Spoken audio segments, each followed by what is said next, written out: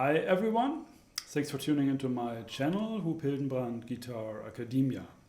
Today we will go on with our course on E major tonality and of all the different kinds of things and functions which can happen in that tonality.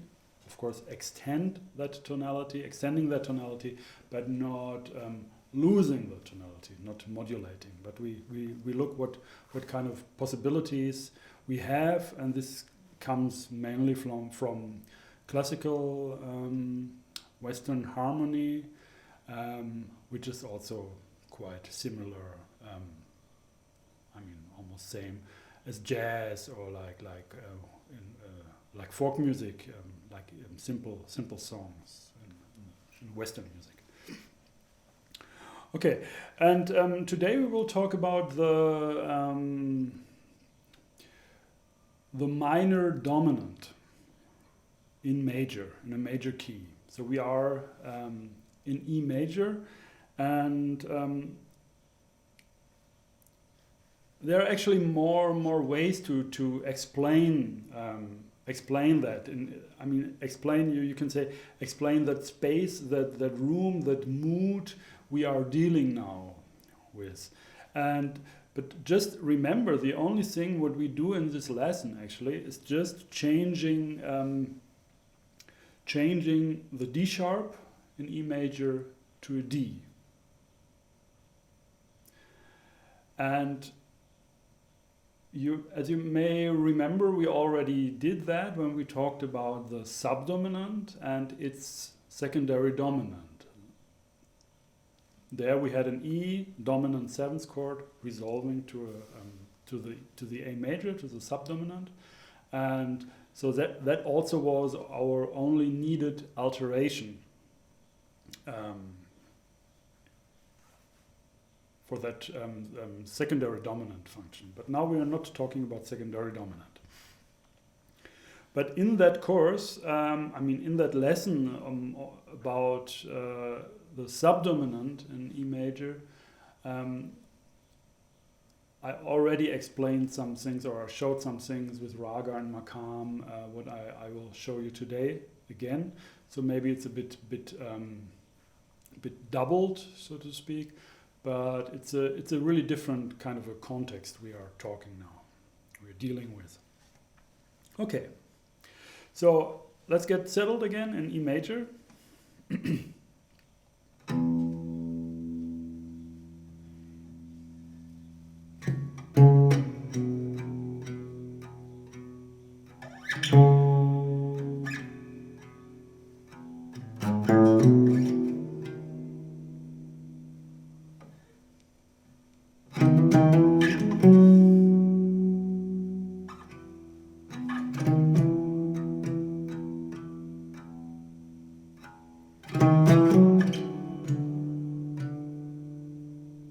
So now I introduce the D.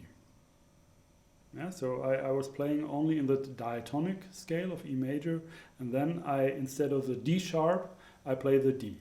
So you heard, now you in a way you got a taste of that sound. What is that sound? And it has a kind of a minor feeling instantly. If I play just this D suddenly, and that is really also in that context. Our B is very strong, because our B is the 5th in the tonality and also in the E major chord. And so in a way we are creating that B minor sound. Yeah?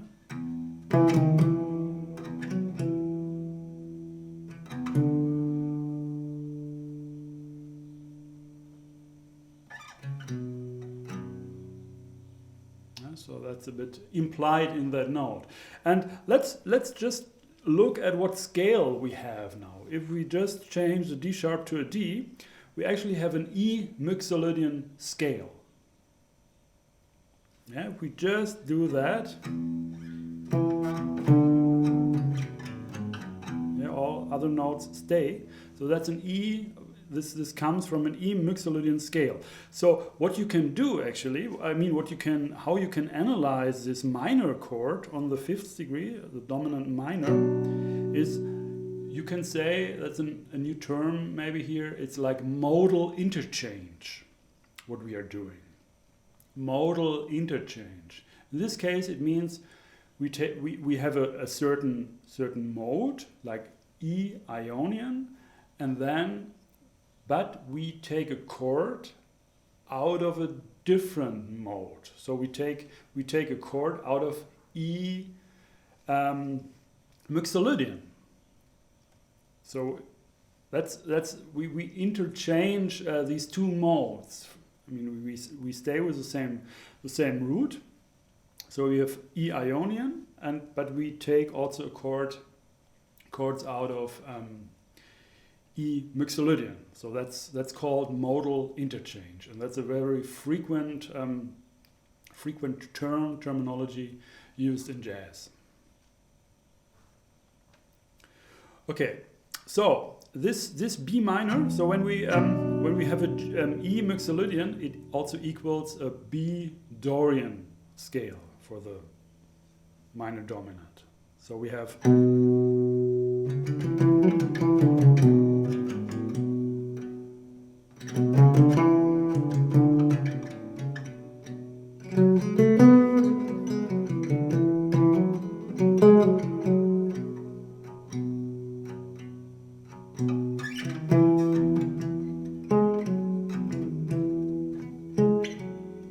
so it's also a very nice way. Actually, we can really resolve that back to E major if we show this. If we work in that context, it's a different sound. It gets out of this E major modal interchange to a dominant minor, but it also, this dominant minor actually has, as we also said in E minor, this minor chord on the 5th degree has, in a way, a kind of a weak. It's a kind of a form of a weak dominant. Of course, in minor, it's much weaker, this minor dominant, because it's diatonic to the E Aeolian, to the natural minor scale. So if you have an E minor key and we have just the natural minor scale, we already have all the notes in it of this minor dominant. When we are in a major key, it's a bit different, of course, because we have an alteration. The D sharp goes to the D, so it's a bit more tension. But of course, the tension is in a way like, because it's a different note, but it's not really like we in a way we miss the leading tone. Yeah, so the D sharp, we don't have that. We have. And when we have that, actually the tendency of the note is also not really going up. It's more going down. So the D sharp gets altered to D, and then it has more this tendency to fall, to release actually by going to the B. So down in movement. Okay, there's another concept, another way of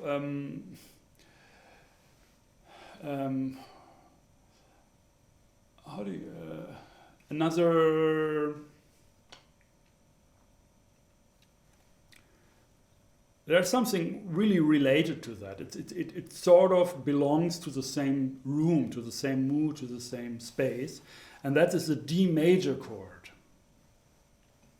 The D major chord is also really, like in classical music, you can say it's really like the relative major of the minor dominant.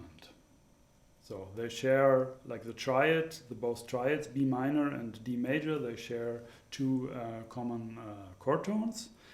And also the tendency of this D minor, remember a dominant chord the dominant function is to resolve to the tonic. That's also true for this D major chord. So if you have a D major chord, I mean, like play E major first, like. And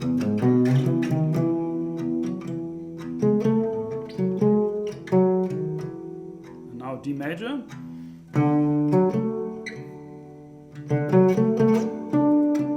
And you hear it's we easily go back to E. It sounds like a kind of a resolution, and that's actually the minor dominant quality. It really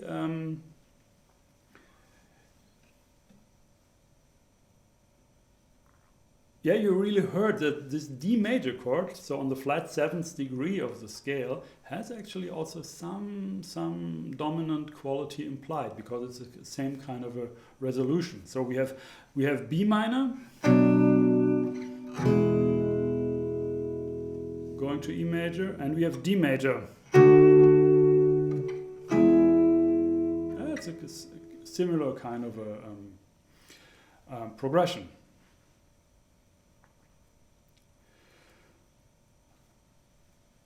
Another thing, how you can analyze this D, and that's very, very frequently used in pop music. In German we say doppelte Subdominante, so like a double subdominant, the subdominant of the subdominant.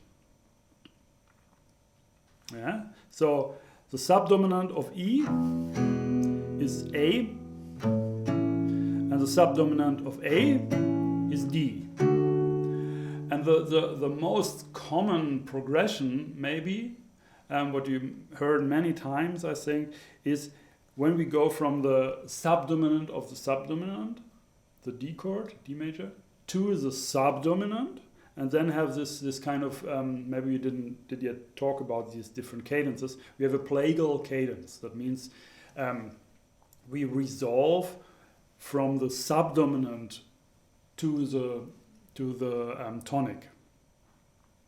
Yeah? So not an authentic cadence like what you normally have traditionally, also in folk music, always dominant tonic. Yeah, that's authentic, the real resolution, the real end, so to speak, or temporary end. And then you have the plagal resolution. You go from the subdominant to the tonic. So it's like, yeah, that's a typical subdominant tonic thing. And when you have a double subdominant, or the subdominant of the subdominant, going to the subdominant, going to the tonic, so it's a cycle 5. You call that, yeah. So it's upward. You go in perfect fifth, and it's a reverse than what you normally have in this so-called Quintfall sequence. So the progression of falling fifth or upward fourth. So it's like a plagal progression. So you have D, yeah, D major, A major, E major.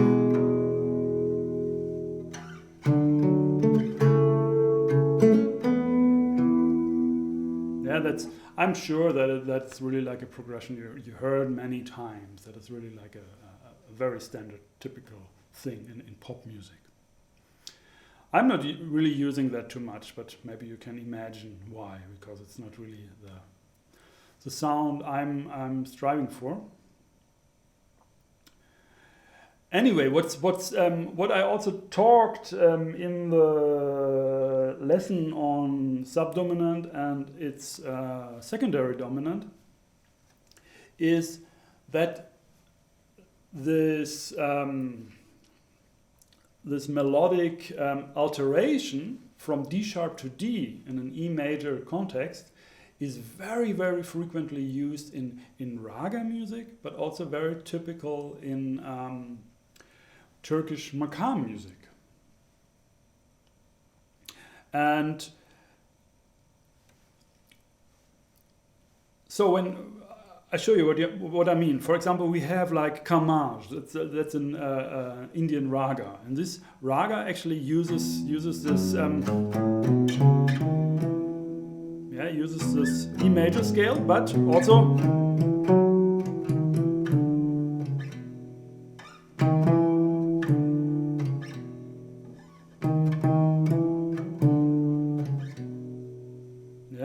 so it moves up by using the D sharp, and then it moves down by altering the D sharp to the D, and then you can really feel that it comes from D, it goes down to the next resting place, to the B. Yeah, so that's a very common progression. Also, you have the rag Desh. Desh is going, moves up with a kind of a pentatonic. Yeah, and then very typically, so I have D sharp, E.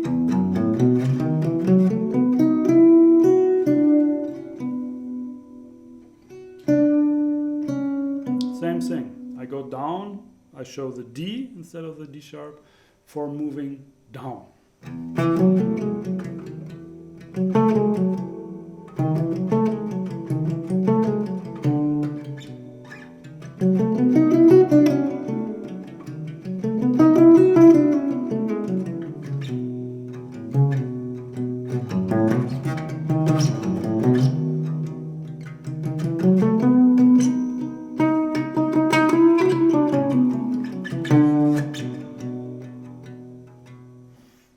That kind of a thing. And in Turkish makam music, very typical thing is Rust.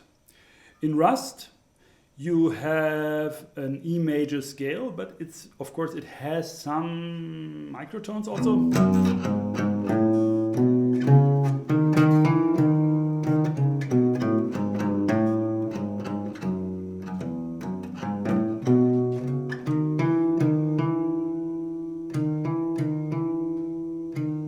So, quite low.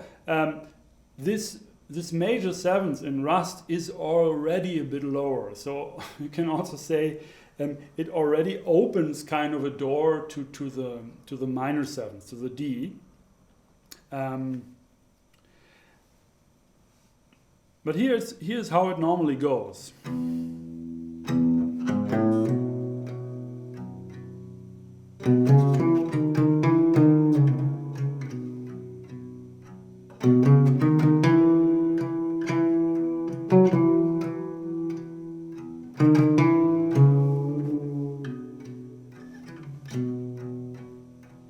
So I go up, sometimes also down.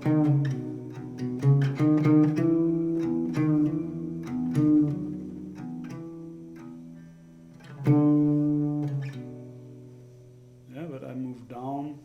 I go up with a D sharp or with a bit lowered D sharp, and I go down with a D with a minor seventh of the scale. And the way it's you can think that, or it's thought, or in the system of makam music, the way you think is like you play Rust on B and for moving up, and Buselik on B for moving down. And Rust is like this tetrachord in this case.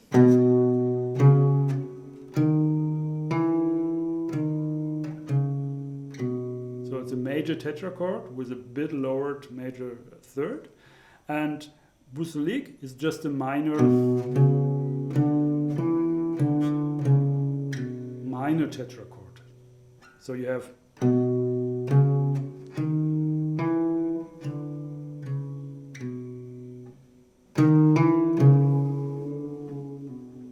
that's what I'm doing quite often.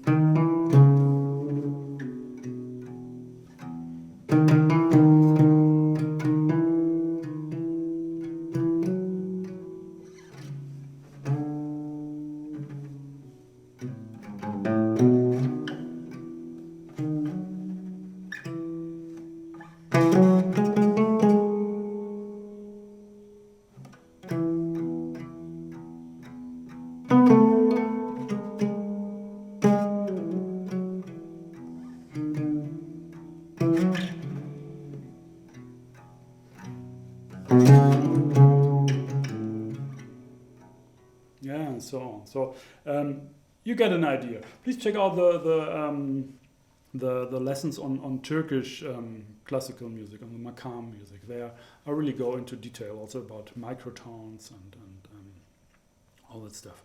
So I just wanna let you know here. It's like also like a bit of a side story, of course, with this makam and raga music. But at the same time, it's really how I am also approaching Western harmony. So I take this more linear approach, and also when I just played these examples, this was almost like pure like melodic, maybe with a pedal there of the tonic. So not really like full chords, but to play that in a more melodic way and actually sinking more in these raga or makam movements. And that actually works really nice. It's really nice. Actually, it's also interesting because it's like really a kind of combination of different worlds. And because for me, when I hear sometimes I miss like these microtones, these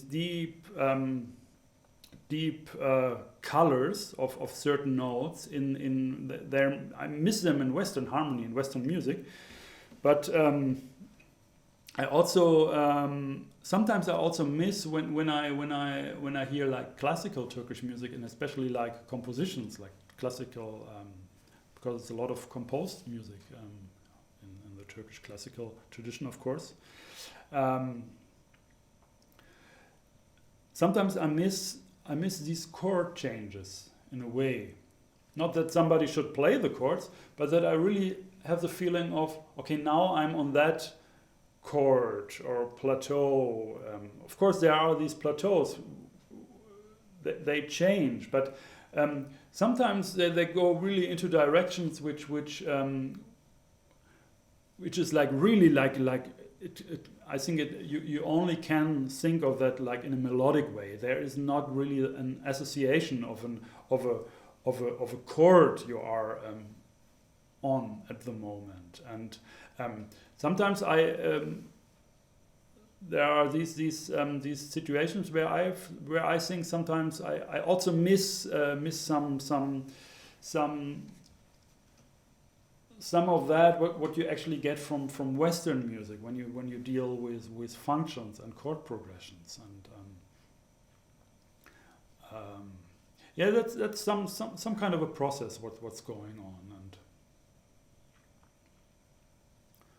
it's also quite cool because this Guitar Academia, this really helps me also to structure things, because I have to explain something, I have to explain how I think, so I also get more. I gain a lot from that. Okay, let me just play a bit with these different raga, makam, Western harmony, different possibilities, and really, it's really about D sharp and D. Yeah, so just to sum up what we are. What was our topic here in the Western classical music sense is we have the minor dominant, and we have the relative major chord of the minor dominant, the D major, which is also the subdominant of the subdominant. And both of these chords, B minor and D major, we can also explain as chords which result from modal interchange by not having E Ionian, but taking E Mixolydian, and then take these two chords out of that mode and use it in E major. All right. So I play a little bit.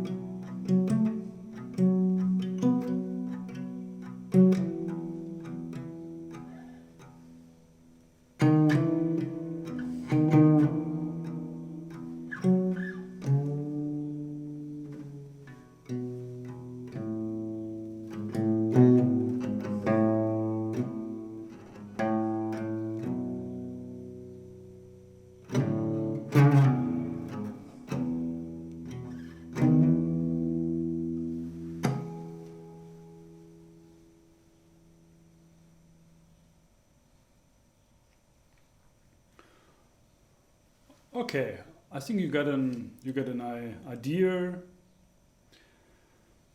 You heard these different sounds, and that was really like I only had this E major scale, and sometimes I played this D instead of the D sharp. So that kind of a mood. I think you, in a way, when you do that for a while, there is a certain mood which is created, and yeah, I think you really got that kind of a thing. All right, so that's it for this lesson. Thanks for watching, and please download the PDF also to support my channel. Of course, you can also donate. Just clicking down the description below, there's a link to my website, hupildenbrand.com. There you also find a button where you can donate and to support my work here on this channel. So thanks for watching. My name is Hildenbrand.